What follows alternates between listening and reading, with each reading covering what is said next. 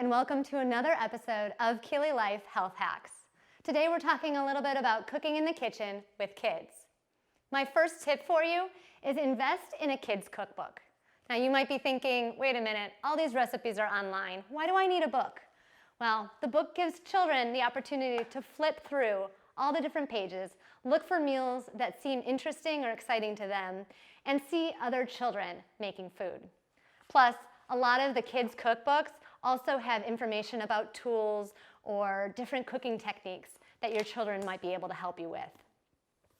My next tip involves using the right tools. So depending on the age of your child, you may want to make sure that they're not handling any sharp objects. So you may invest in a knife that doesn't cut your child, or I'll ask them to use things like a whisk or measuring spoons that don't have any sharp edges.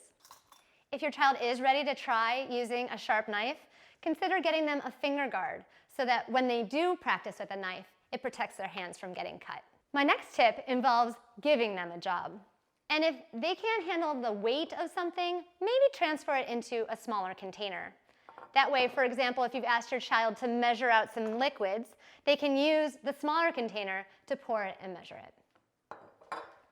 For my next tip, I recommend that you ask your children to be part of the menu planning process. Get a piece of paper or a calendar and ask your child to look through some cookbooks and identify what looks interesting to them. By asking your children to invest in part of the process, they'll be more likely to eat the food that you make. My fourth tip suggests that you bring things in a 2-to-1 ratio. That means 2 things that you know your children will like and 1 thing that's new. By having some foods on their plate that they're already comfortable eating, they're more likely to try eating something different. For my final tip, I recommend you have fun.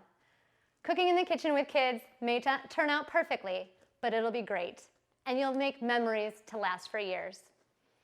Guys, thanks so much for cooking with me today. You're welcome. Become a better you. #KeelyLife.